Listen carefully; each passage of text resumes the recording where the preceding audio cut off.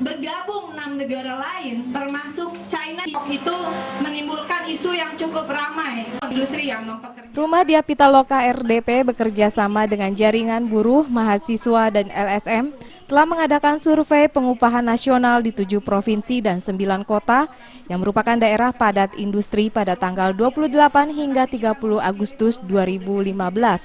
Dengan metodologi pengumpulan data dengan teknik sampling probabilistik acak.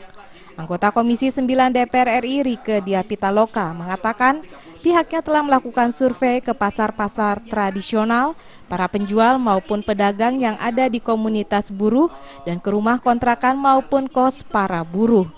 Rieke menyebutkan berdasarkan temuan hasil survei bahwa gaji layak bagi pekerja lajang sebesar Rp2.889.933, sementara bagi yang sudah berkeluarga tetapi belum mempunyai anak sebesar Rp3.645.171.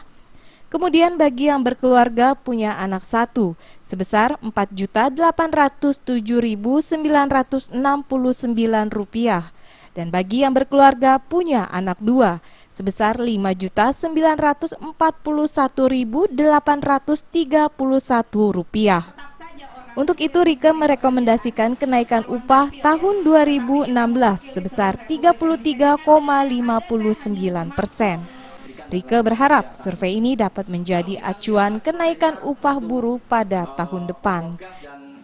Tergantung kalau pemerintahnya bisa segera menstabilitaskan, menurunkan harga kebutuhan pokok dan membuat stabil, tidak ada kenaikan energi baik itu listrik, gas, BBM karena itu ada efek domino yang mengakibatkan transportasi naik, ongkos produksi naik dan harga jual akhirnya naik. Ini persoalan daya beli rakyat. Nah, persoalan upah ini jangan kemudian seolah-olah menjadi penyebab utama kendala investasi, kendala industri di Indonesia. Kami menginginkan adanya upah yang layak bagi pekerja, tetapi kami juga mendukung dan mendorong adanya kebijakan-kebijakan untuk penguatan industri nasional. Dari Jakarta, Feby Waryanti dan Eko Yulianto melaporkan. Itu Dia Pitaloka yang lain loh, bukan aku, Komisi 2.